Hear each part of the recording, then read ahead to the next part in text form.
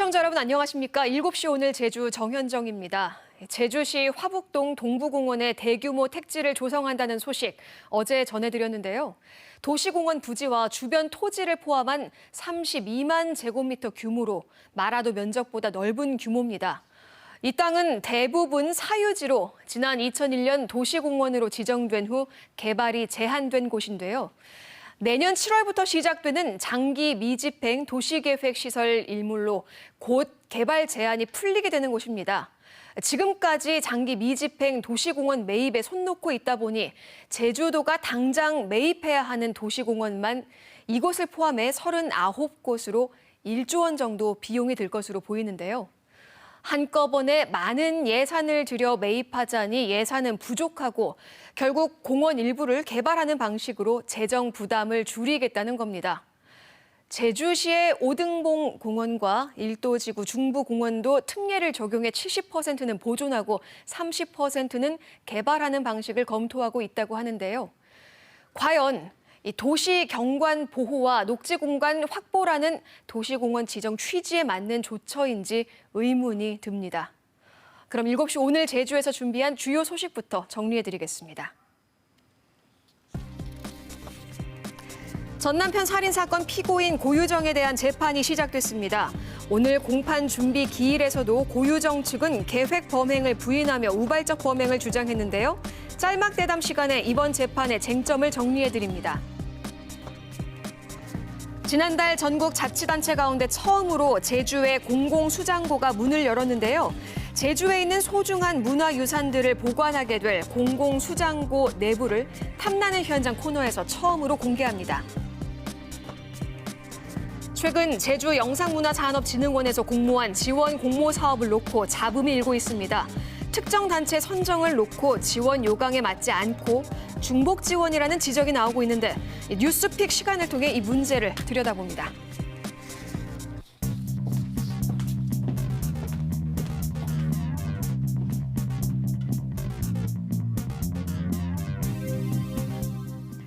오늘 하루 뉴스를 정리해드리는 뉴스브리핑 손보라입니다.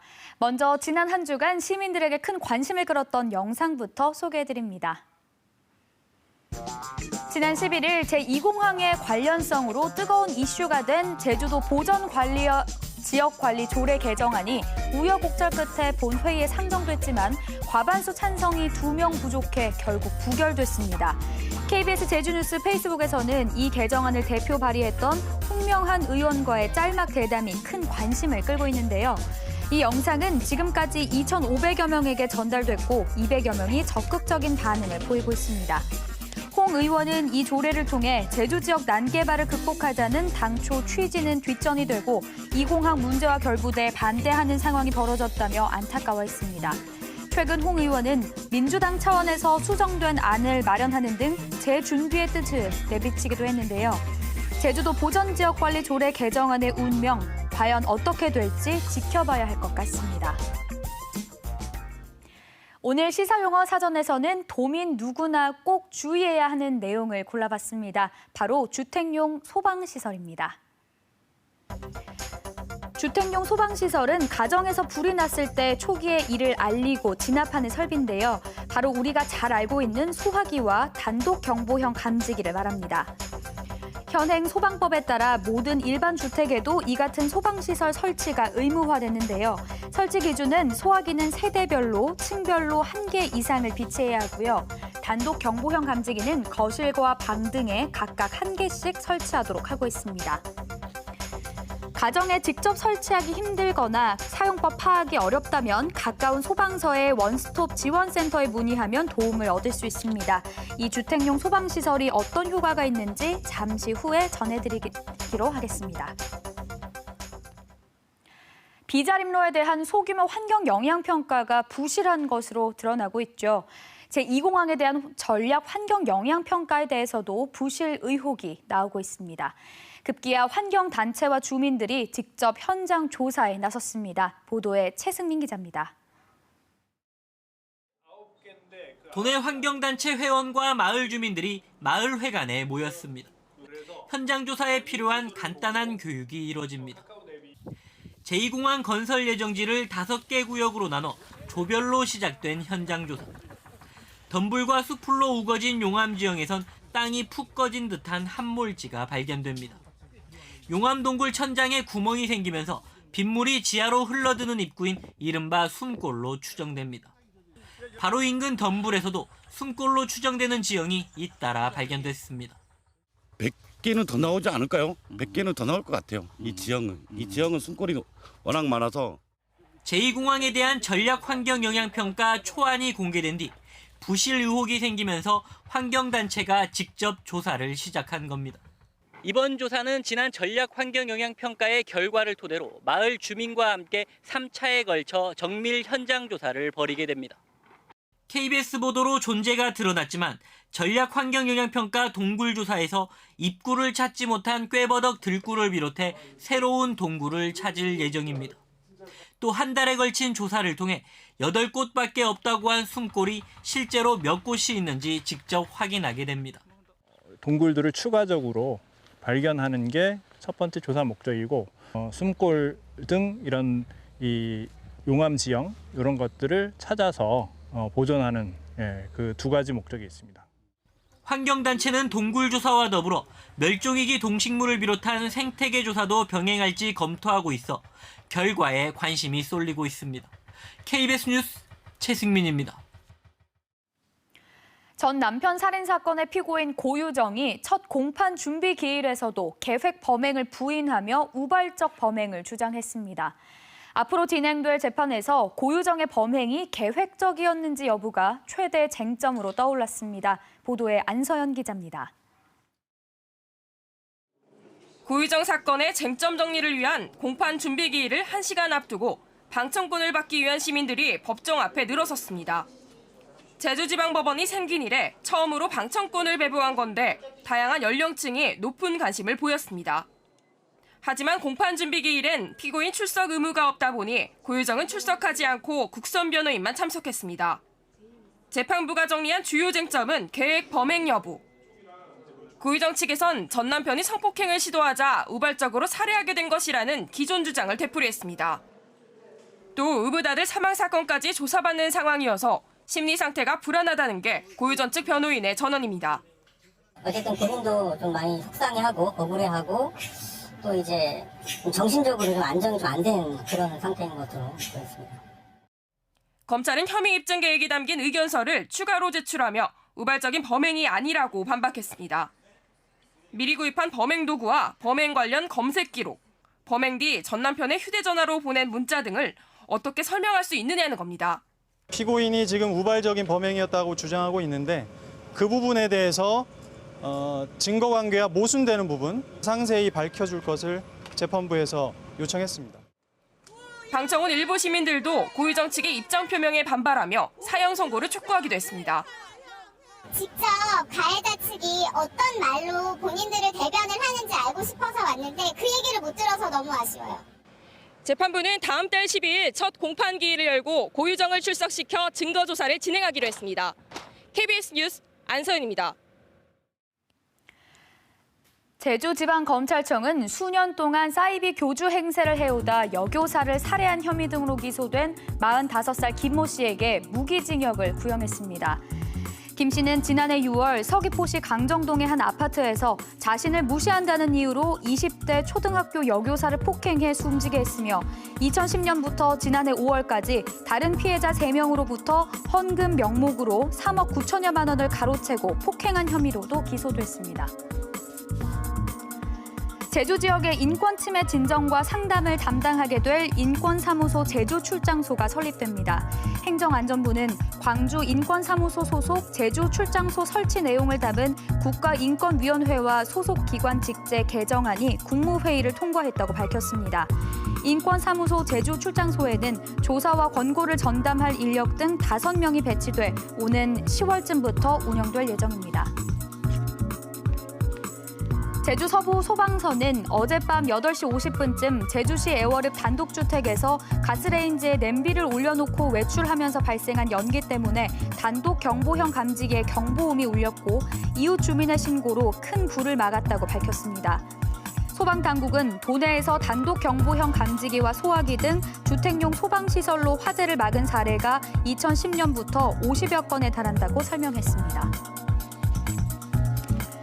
제주개가 우리나라 고유 토종개라는 연구 결과가 나왔습니다. 농촌진흥청은 제주축산진흥원에서 관리하던 제주개 20마리와 외국개 등 7개 품종을 대상으로 유전자 검사를 한 결과 제주개는 한국 토종개와 가까웠고 독립적인 품종으로 보인다고 밝혔습니다.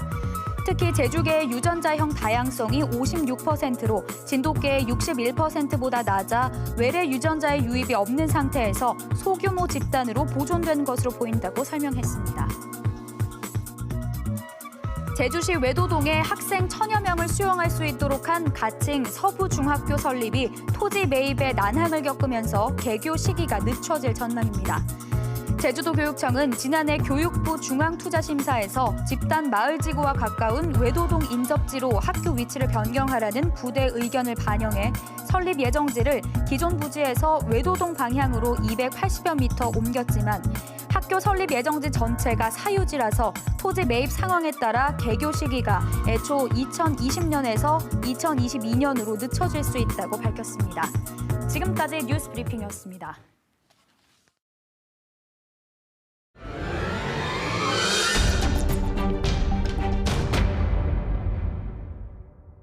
지난 이 시간 부실한 환경영향평가 현장조사 실태를 보도해드렸죠. 대규모 개발 사업이 들어설 부지의 환경적 가치가 제대로 기록되지 않는 환경영향평가 보고서. 그런데 다 이유가 있었습니다. 이 사업자가 대규모 개발 사업을 추진하려면 환경영향평가를 대행하는 업체에 조사 비용을 주고 맡기는 구조라는 점입니다. 탐사K 두 번째 순서, 제주의 환경이 누구의 손에 의해 움직이는지 사업자와 환경영향평가 대행업체와의 관계를 추적했습니다. 1994년부터 20년에 걸쳐 환경영향평가를 통과한 200여 건의 민간과 공공 대규모 개발 사업들. 입찰로 진행하는 공공사업과 달리 민간 사업자의 환경영향평가 대행업체 선정 기준은 뭘까? 자기는 또 빨리 끝내야 돈 되는 거니까. 근데 이거는 일이 처리가 되는 게 좋겠다 하는 의견도 낼 수 있고, 어쨌든 사업자하고는 같은 생각을 가져야 된다. 대규모 사업이 제주의 환경에 미치는 영향을 꼼꼼하게 조사할 수 있는 대행업체의 역량보다 개발 사업을 통과시킬 수 있느냐가 우선이라는 얘기입니다. 개발 사업자가 제주 지역 대행업체를 고집하는 이유도 알 수 있습니다. 유치업체에다 선정을 했더니 도내에서는 통과하기가 힘들거든요. 아무래도 그 도내 사람들이 위원들이라든지 뭐든지 다 인맥관계를 태클을 걸더라도 좀 덜 걸죠. 개발 사업자들을 취재하는 과정에서 또 다른 사실도 확인했습니다. 대행업체들이 개발 사업자들을 대상으로 환경영향평가를 통과시켜주겠다며 영업한다는 겁니다. 우리랑 계약하면 환경영향평가 심의를 통과할 수 있다, 이렇게 영업을 해오죠. 어렵게 만난 한 대행업체 관계자 역시 사업자들을 대상으로 한 영업 사실을 인정합니다. 대행업체 쪽에서도 영업을 한다고 하더라고요. 우리랑 하면 잘 될 수 있다. 그런 것들을 하니까. 도내 한 환경영향평가 대행업체에서 근무했었다는 한 직원의 증언은 충격적입니다. 환경영향평가 통과를 위해 현장 조사 과정에서 보호종 동식물 등이 발견되면 고의로 빠뜨리기도 한다는 겁니다. 비일비재하죠. 사업 다 취소되고 손해가 어마어마하거든요. 네. 그래서 몰래 숨기고 그냥 계속 짓고 이런 경우도 많았었는데 그런 이유죠. 제주의 생명줄 곶자왈. 보전이 원칙인 생태자연도 1등급. 그리고 생태계의 보고 중상간. 하지만 개발 사업자가 대행업체에 비용을 주고 환경영향평가를 맡기다 보니 환경의 가치가 제대로 평가될 수 없는 구조. 사업자가 돈을 지불하기 때문에 돈을 지불하는 사람들에게 반하는, 그리고 문제가 될 만하고 이 사업이 진행 안 될 만한 중대한 하자가 발생했을 때 과연 자유롭게 그걸 평가서에 담아서 제출할 수 있겠습니까? 그거는 현실적으로 거의 불가능한 일입니다. 대행업체가 하더라도 그 보호단체도 있거든요. 그쪽에 뭔가 자문을 또 받는 시스템을 교차 검증할 수 있는 것들을 만들어서 그 다음에 올라와야 보완이 되고 자료 자체가 건강할 텐데 하겠다는 마음만 먹으면 가는 아니겠습니까? 탐사K가 조사한 결과 지난 10년 동안 제주에서 진행된 중국 자본 등 민간 사업자가 추진한 개발 사업은 47개. 이 가운데 도내 환경영향평가 대행업체 4곳이 42개 사업을 도맡아 개발 사업 부지의 환경을 평가했습니다. 취재진은 도내 환경영향평가 대행업체 4곳에 환경영향평가의 제도적 한계점 등에 대한 입장을 듣기 위해 공문을 보내고 직접 찾아가기까지 했지만 모두 거절했습니다. 제주의 환경을 움직이는 사람들, 그들은 왜 침묵하고 있을까요? 내일 탐사K는 일부 사업자와 대행업체가 사업 통과를 위해 환경영향평가심의위원들에게 청탁했던 정황을 생생히 보도해 드리겠습니다. 탐사K입니다. 전 남편을 살해한 혐의로 구속 기소된 고유정에 대한 첫 번째 공판 준비 기일이 오늘 오전에 열렸습니다. 고유정은 불참한 가운데 진행된 공판 준비 기일에서 이 고유정의 국선 변호인은 계획적 범행을 전면 부인했는데요. 이 사건과 관련해 살인범을 사형시켜달라는 국민 청원에 22만 명 넘는 국민이 참여하기도 했죠. 이에 대해 청와대는 재판을 지켜볼 것이라는 답변을 내놓았는데요. 오늘 공판 준비 기일을 시작으로 앞으로 진행될 재판과 관련해 궁금증을 풀어보는 시간 마련했습니다. 이정원 변호사 나오셨습니다. 안녕하십니까? 안녕하세요. 네. 자, 오늘 이제 첫 재판이 열렸죠. 공판 준비 기일이라고 하던데요. 이 공판 준비 기일이 어떤 거고 왜 이런 거를 여는 건가요? 공판 준비 기일은 이제 정식 재판 이전에 네. 이제 집중적 재판을 집중적 효율적으로 진행하기 위해서 검사와 변호인이 주장할 내용, 근데 주 쟁점을 정리하고 앞으로 어떻게 입증할 것인지 미리 정리하는 절차인 거죠. 아, 그럼 오늘 첫 재판이라고 하지만 정식 재판은 아니라고 봐야 하는 건가요? 정식 재판은 이제 다음 8월 12일 날 잡힌 게 정식 재판이고 오늘은 네. 준비, 이전 절차이기 때문에 피고인이 출석 의무가 없어서 네. 오늘 고유정도 출석하지 않은 것으로 알고 있습니다. 그렇군요. 그럼 이제 오늘은 여기서 어떤 내용들이 좀 오갔나요? 오늘은 일단 주 쟁점 여부 그리고 앞으로 어떻게 입증할 것인지에 대해서 네. 검사와 변호인이 각 밝혔는데 검찰 측에서는 이제 계획적 범행을 입증하고 그 범행 동기에 대해서 그 피고인과 피해자의 관계, 당시에 지금 피고인이 피해자에 대해서 왜곡된 적개심을 갖고 있다는 점, 그리고 네. 아들에 대한 현실적인 집착, 그리고 피해자 아들의 주기적 면접 교섭 시에 재혼 생활의 불화를 우려했다는 점을 범행 동기로 주장을 했고 네. 이에 대한 입증 계획을 밝혔습니다. 이에 대해 그 피고인 측 국선 변호인은 다만 우발적 범행 주장을 하면서 공소사실 중 일부에 대해서는 범행을 사전에 준비하기 위해 인터넷으로 졸피됨을 검색하거나 네. 기타 뼈, 무게, 강도 등을 검색하는 게 아니다라고 일부 부인을 하기도 했습니다. 그렇군요. 결국에는 이 사건의 쟁점 가운데 하나는 계획적 범행이냐, 우발적 범행이냐인데 이거에 대해서 이제 검찰과 고유정 측이 맞서고 있는 거잖아요. 맞습니다. 이 변호사께서는 어떻게 보시나요? 지금 현재 고유정이 살인을 한 점에 대해서는 혐의를 부인하고 있지 않기 때문에 네.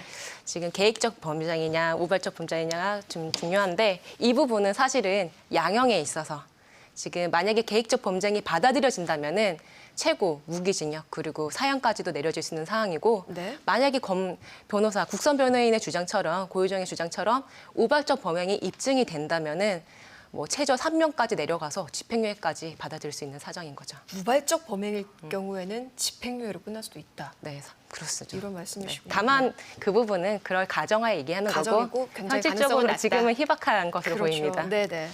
이제 사건 발생 2달이 넘었는데 여전히 살해된 강모 씨의 뼈 조각 하나조차도 발견되지 않았습니다. 유가족 입장에서 또 굉장히 가슴 아파하는 부분이고요. 검찰 입장에서는 이게 이제 시신 없는 살인 사건이 되지 않을까 부담을 굉장히 많이 안고 있을 것 같은데요. 시신 없는 살인 사건의 경우에도 이런 직접 증거가 없어도 간접 증거, 네. 정황 증거만으로도 살인죄의 유죄를 인정한 대법원 판례들이 많습니다. 네. 그리고 검찰 입장에서도 언론 등을 통해서 여러 차례 여러 가지 충분한 증거가 확보되었고 계획 범죄임을 입증할 수 있다고 그런 자신감을 보인 바 있습니다. 그렇군요. 대법원 판례에 대한 이야기를 하셨는데 이렇게 시신 없는 살인 사건에 대한 판례 어떤 것들이 있는지 좀 소개해 주시죠. 유명한 사건으로 2010년도에 육절기 살인 사건이라고 있습니다. 네네. 이 사건의 경우에도 시신이 매우 훼손되어서 시신으로 인해서 범행 경위나 사망 네. 원인 이런 거를 밝힐 수 있는 직접 증거가 하나도 없는 상황에서 대법원은 1심에서는 피해자와 피고인과의 관계 그리고 정황 그리고 그 피의자의 DNA가 묻어있는 육절기, 톱날 이것과 같은 간접 정황 증거들을 근거로 1심에서 유죄를 인정해서 무기징역을 선고를 했고 현재 네. 대법원에서 확정되었습니다. 그러니까 정황 증거가 충분했기 때문에 시신이 없어도 유죄가 난 그리고 무기징역이 난 판례가 있다. 네, 맞습니다. 이런 말씀이시죠. 지난 11일 제주판 살인의 추억이라고 하는 10년 전 이 보육교사 살인 사건 피의자가 1심에서 무죄의 판결을 받았습니다. 재판부는 합리적 의심이 존재한다. 이런 얘기를 하는데 이 고유정 사건에서도 합리적 의심이 있을 수 있다는 또 일각의 분석이 있거든요. 이 합리적 의심이라는 게 뭔가요? 합리적 의심은 네. 형사소송법 제307조 제2항에서 범죄 사실의 인정은 합리적인 의심이 없는 정도의 증명에 이르러야 한다고 규정하고 있는 데서 나옵니다. 네. 좀 쉽게 얘기하자면은 피고인에게 유죄를 인정하려면은 피고인이 범죄를 저지른 것이 틀림없다. 네. 또는 피고인이 무죄를 주장하는 그런 사실들이 정말 사실이 아닐까 하는 의심이 전혀 없는 상태에서 검사가 피고인의 범죄를 입증해야 된다는 것입니다. 네. 그러니까 아닐 수도 있다는 그 의심의 여지가 하나도 없어야 된다. 하나도 말할까요? 없어야 된다. 이 부분은 사실은 단순히 우리가 일반적으로 생각하는 그런 부분보다는 논리적 이런 법관의 판단에서 논리적 그다음에 이성적으로 전혀 증거를 가지고 봤을 때 의심이 없을 정도이냐 이런 정도가 되겠죠. 네. 제가 너무 하나도 없다는 말은 좀 더 결여된 그런 질문이었네요. 다만 맞습니다. 네네. 유죄를 인정하기 위해서는 이러한 그게 단순히 일반인의 의심이 아니라 그런 논리적 그다음에 논리 구성적으로 증거를 통해서 의심이 없을 정도의 그 하나도의 의미는 조금 다를 수 있겠지만 그 의심이 없을 정도는 이뤄야 되는 거죠. 그렇다면 이 고유정 사건에서는 이 합리적 의심이 적용될 여지가 없다고 볼 수 있을까요? 지금 현재로서 공판 준비 기일에서도 고유정 변호인은 살인에 대해서는 인정을 하되 다만 그 경위가 우발적 범행이었다 주장한 만큼 사실은 살해 여부에 대해서는 합리적 의심이 다뤄질 부분이 좀 미미하다고 보입니다. 다만 이제 검찰에서는 계획적 범행, 치밀한 계획적 범행을 주장을 하고 있고 또 반대로 고유정 측에서는 우발적 범행을 주장하고 있는 만큼 얼만큼 계획적 범행임이 입증이 되냐 이 부분이 관건이 될 것으로 보입니다. 그렇군요. 이제 재판이 시작이긴 합니다만 지금까지 정황들은 고유정의 유죄에 이제 무게를 싣고 있고 또 한 가지 쟁점인 게 의부다대 살인 사건이 경찰 수사 중이죠. 이게 만약 입증이 될 경우에는 향후 재판에 좀 어떤 영향을 미칠 수 있을까요? 만약에 그 의부다대 살인 사건이 기소가 된다면은 현재 지금 제주지방법원에서 고유정 사건이 먼저 사건이 심리되고 있는 만큼 병합돼서 처리될 가능성이 높습니다. 네.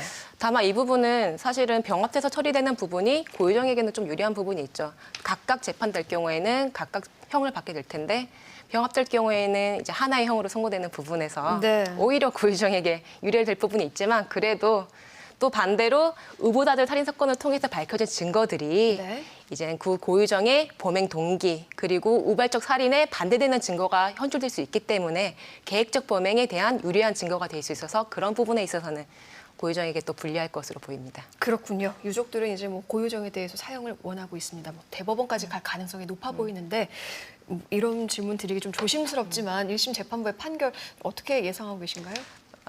만약에 검찰이 주장하고 있는 증거들 그리고 치밀한 계획적 범죄가 모두 다 인정이 된다면은 지금 고유정이 사실은 그 범행 방법도 매우 잔인하고 그리고 지금 현재 주장하고 있는 게 남편이 나를 성폭행하려고 했고 그 방어 과정에서 내가 이제는 우발적으로 방어하기 위해서 범행을 한 거다라고 하면서 지금 피의자를 굉장히 인격적 모독까지 하고 있는 상황입니다. 그리고 반성의 기미가 전혀 없다는 점에서 이러한 사유들을 참작해 볼 때 사실은 무기징역 이상 그리고 최고 사형까지도 내려질 수 있을 것으로 보입니다. 다만 또 반대로 피고인 측의 주장이 받아들여진다면은 최저 3년까지도 형이 나올 수가 있어서 집행유예가 될 수도 있지만 그럴 가능성은 매우 희박한 것으로 보입니다. 네, 조심스러운 질문이었는데도 대답해 주셔서 고맙습니다. 이번 사건에 대한 궁금증 쉽게 풀어주셨는데요. 바쁘신 와중에 출연해 주셔서 고맙습니다. 다음 달 12일 고유정 사건의 정식 재판이 열리게 됩니다. 재판부의 현명한 판단 기대해 보겠습니다.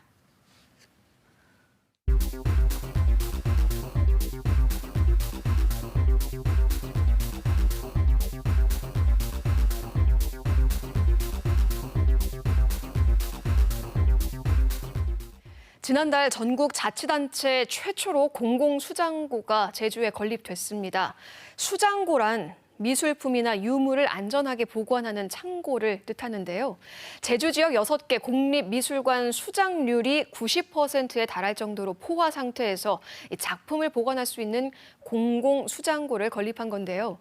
공공수장고는 가치 있는 예술품을 보관하는 곳인 만큼 보안도 철저합니다. 오늘 탐나는 현장에서 공공수장고 내부를 처음 공개합니다. 제주의 문화명소로 손꼽히는 한경면 저지 문화예술인 마을에 지난 6월 공공수장고가 문을 열었습니다. 현대미술관의 일부 작품 또한 수장고로 옮겨지게 되는데요. 꼼꼼히 이삿짐을 꾸려봅니다. 문제는 여기 철물이 문제다. 노란 녹은 나쁜 녹, 이 검은 녹, 이런 검은 녹은 좋은 녹. 수장고로 가면 저 보존 처리할 걸로 해야 될 것 같습니다. 상황으로. 물론 조명 상태는 괜찮은 것 같고요. 지금 제주도에 있는 국립미술관들의 수장고가 거의 포화 상태에 이르렀거든요. 그래서 그거를 좀 완화시키는 목표가 제일 크고, 그다음에 일단 여기서는 보존 처리라든지 좀 완벽한 보존 관리를 하기가 좀 힘든 부분이 있습니다. 그래서 공공수장고로 이관해서 그래도 좀 더 체계적으로 관리하기 위해서 일단 이관하고 있는 목적이 있습니다. 작품들을 공공수장고로 옮기기 전 반드시 현재 상태를 확인해야 하는데요. 전문가들은 작품에 곰팡이가 슬지 않았는지, 오염된 곳은 없는지 손상 여부를 꼼꼼히 살펴봅니다. 그 안에 들어가 있는 나무. 나중에 좀 클리닝이 필요할 것 같습니다. 요거 2개 때문에는 좀 표고 틀 때문에 좀. 수묵화 그러면 전라남도 특히 이제 진도를 중심으로 하는 소치 선생님을 비롯해서 그 이제 허씨의 남종화를 일가를 이루는 그 계보들을 갖고 있는 그런 불이기 때문에 의미가 있습니다. 그동안 빛을 보지 못했던 작품들은 수장고에서 체계적으로 관리를 받게 되는데요. 낡고 오래된 작품인 만큼 정확한 상태를 사진으로 기록합니다. 마지막으로 작품이 손상되지 않도록 꼼꼼히 포장하는데요. 포장도 허투루 하지 않고 여러 단계를 거쳐 이루어집니다. 신문지나 이런 것들은 산성기가 있거든요. 그러다 보니까 그러한 산성기도 작품에 영향을 줄 수 있다는 염려 때문에 이제 중성주를 일단 포장을 하고, 그다음 작품이 운동 중에 충격에 훼손될 때인 걸 미연에 방지하기 위해서 이제 완충제를 다시 이렇게 놓고요. 그다음에 운송할 때 포장한 사람들이 운송하기 수월하도록 이제 포장 성분을 다시 넣어서 운송하게 돼요. 작품을 실어 나르는 운송 수단도 특별한데요. 진동에 취약한 미술품이 이동 과정에서 망가질 수 있기 때문에 특수 설비를 갖춘 무진동 탑차에 실어 옮기게 됩니다. 에어 서스펜션하고 여기 달려 있어갖고 무진동 차량이 충격 완화를 시켜주는 장치입니다. 항온항습이 그 안에 장착돼 있고요. 이트랙이라고 줄 발을 맬 수 있는 것도 다 돼 있기 때문에 미술품하고 유물을 운반하기에 적합한 차량입니다. 지금.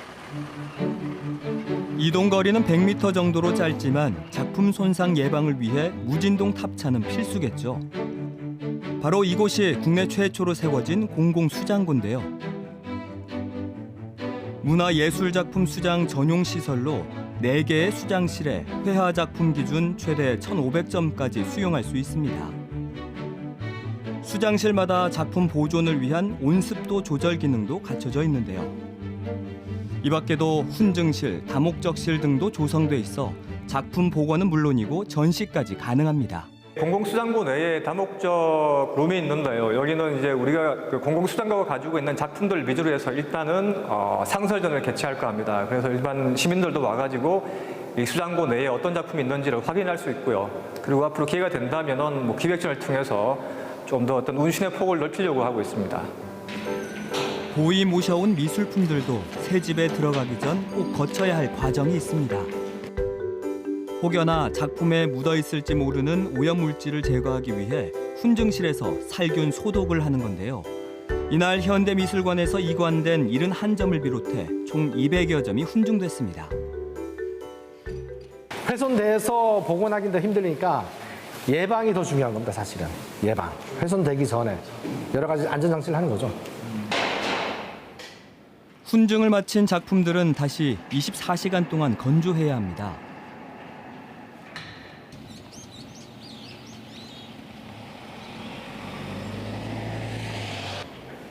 이렇게 꼼꼼하고 엄격한 과정을 모두 거친 작품들만 새 집에 입성할 자격을 얻게 되는데요. 공공수장고에 들어간 낡고 빛바랜 작품들은 복원 작업을 통해 새 숨을 불어넣은 뒤 전시될 예정입니다. 먼저 이제 그 자리가 비는지 그걸 먼저 보는 겁니다. 양쪽으로 일단 지우고 해야 되겠네요. 양쪽으로. 드디어 새 보금자리를 찾은 작품들은 다시 세상의 빛을 볼 때까지 잠시 동안 이곳에 머물게 됩니다. 후대에 넘겨주는 역할이 사실은 우리 세대의 가장 큰 임무입니다. 임무. 그래서 후대 사람들도 다시 과거에 우리 인류의 조상들이 옛날에 어떠한 작품, 어떤 예술을 향유했는지도 가늠해 볼 수 있는, 그래서 그런 작품을 남겨주는 게 우리의 임무이기 때문에 우리 공공수장료가 그런 역할을 한다고 보시면 될 것 같습니다. 예술품에는 우리의 역사와 문화가 살아 숨쉽니다. 이 보물 같은 작품들이 공공수장고에서 잘 보존돼 과거와 현재 그리고 미래를 잇는 특별한 공간으로 자리매김하길 바랍니다.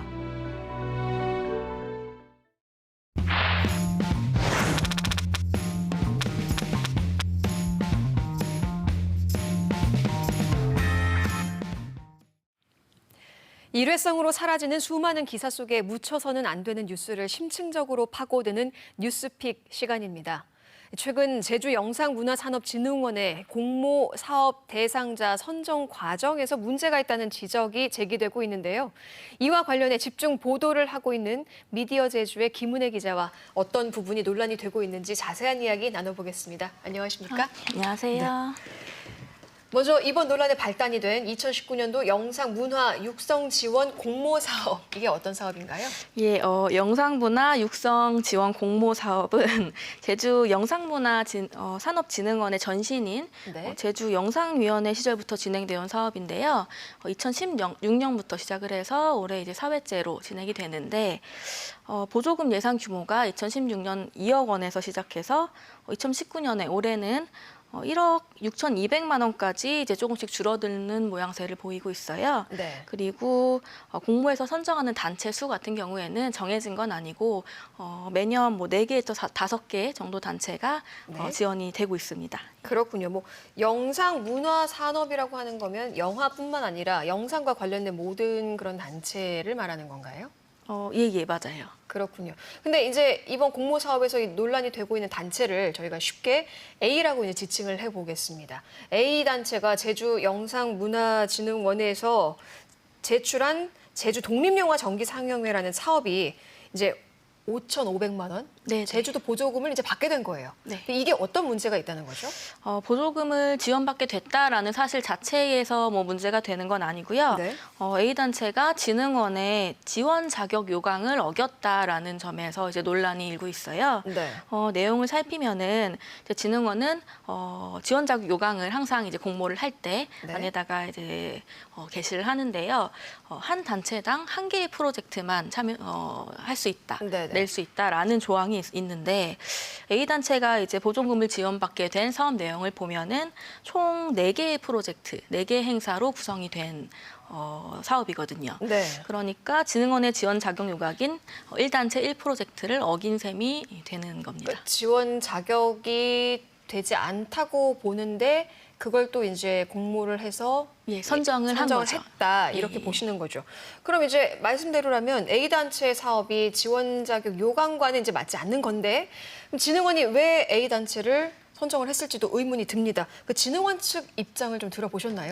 예, 진흥원 측에서는 이제 A단체의 사업이 총 4개의 행사로 구성되어 있지만 일단 사업계획서를 낼 때는 하나의 이름으로 된 사업으로 제출을 했거든요. 그렇기 때문에 4개의 섹션으로 구성된 하나의 프로젝트다. 이렇게 판단했다는 입장입니다.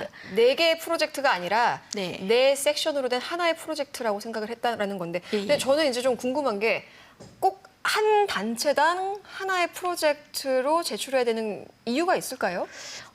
그렇게 생각하실 수도 있는데 물론 이유가 있습니다. 네. 왜냐하면 만약에 한 단체 한 프로젝트라는 조항이 어겨도 된다면, 그런 조항이 만약에 없다면 행사를 이제 여러 가지 행사를 마구잡이로 집어넣어서 이름만 하나로 묶어서 사업계획서를 제출할 수가 있게 되는 거거든요. 네. 이렇게 되면은 표면상으로 봤을 때는 사업의 덩치는 커 보이게 되는 거죠. 그렇기 때문에 보조금 예산 규모 또한 조금 더 많이 받게 되는 어떤 이제 편법으로 사용될 수 있다는 우려가 제기가 되는 거고요. 네. 사실 제가 말씀드린 이런 방식으로 이런 편법을 사용해서 보조금 예산을 좀 부풀려서 받는 그런 단체도 일부 있다고 이제 알고 있습니다. 예. 그러니까 편법으로 그런 걸 좀 악용하는 사례가 있었다는 말씀이시죠. 네네.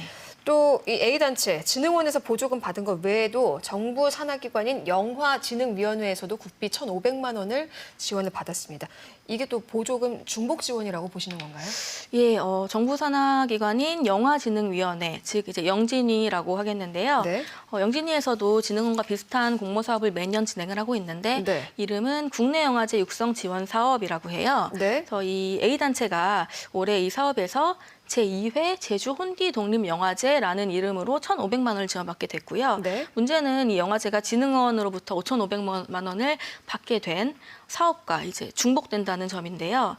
진흥원의 공모 사업으로 선정된 제주 독립영화 정기 상영회 이 사업 안에 제주 혼디 독립영화제가 포함이 되어 있어요. 네. 좀 정리해서 말씀드리자면 제주 혼디 독립영화제라는 하나의 사업으로 진흥원과 영진이 양 기관으로부터 각각 5,500만 원, 1,500만 원을 네. 중복 지원받게 된 셈입니다. 양 기관이라고 하지만 산하기관이고요. 예, 중복 하나는 지원했고. 정부 산하기관이고 하나는 제주 산하기관. 근데 이제 이거에 뭐 이름이 같다고 하셨는데 내용도 같은 건가요? 확인을 좀 해보셨나요? 예, 이제 양 기관에 제출한 A 단체가 제출한 사업 계획서를 확인을 했는데요. 네. 뭐 사업의 목적이나 뭐 내용 같은 거는 정확히 일치를 했고요. 네. 예산 같은 부분도 영화제 예산이 양 사업계획서 둘 다 네. 포함되어 있었습니다. 그렇군요. 뭐 정부 산하기관인 이 진흥원에서는 이 사업계획서를 비공개를 했다고요. 비공개를 한 이유는 뭔가요? 예, 초반에 이제 제가 정보공개 청구를 했을 때 비공개를 했는데요. 네. 비공개 사유로 진흥원 측에서 밝힌 게 제3자와 관련된 정보로 네. 제주 영상문화산업진흥원은 다른 목적으로 공개 또는 사용할 권한이 없다라고 네. 들었고요. 제가 이제 항의를 했어요. 네네. 세금으로 집행되는 사업인데 그 사업이 어떤 내용인지 도민에게는 알 권리가 있는 것 같다. 네. 때문에 이건 비공개 사유가 아니지 않느냐라고 이제 항변을 하니까 진흥원 측에서는 사업계획서에 A단체와 관련된 기밀사항이 포함되어 있기 때문에 공개가 불가능하다라고 말을 바꿨습니다. 그렇군요. 저는 이 보조금 이중 지급에 대해서는 또 진흥원과 영진이가 어떻게 얘기를 하는지 인지는 하고 있는지 궁금한데요. 여기 대해서는 입장이 어떤가요? 양측 다 이제 해당 사실은 인지를 하고 있었고요. 네. 일단은 영진이 측에서는 지금 현재 사업이 집행이 된 게 아니기 때문에, 그러니까 네. 예산이 집행이 끝난 게 아니기 때문에 추후에 예산 집행이 되면은 이제 정산을 하거든요. 네. 그때 이제 영진 측에서 확인을 전체적으로 하게 되는데 이 부분에서 만약에 보조금 중복 지원된 게 예산을 중복으로 사용한 것이 확인이 된다면 뭐 보조금을 환수한다든지 적절한 조치를 취하겠다라고 말을 했고요. 네. 그리고 진흥원 측에서는 공지사항을 보면은 보조금 이중 지급이 금지된다 뭐 이런 조항이 없어요. 그렇기 때문에 네. 뭐 관련된 문제는 없을 것으로 보입니다. 예. 그렇군요. 네, 알겠습니다. 오늘 말씀은 여기까지 듣겠습니다. 고맙습니다. 네. 7시 오늘 제주에서는 이번 보조금 사업 논란 당사자인 제주 영상문화산업진흥원 그리고 선정된 A단체에도 반론의 기회를 열어두고 있다는 점 알려드립니다.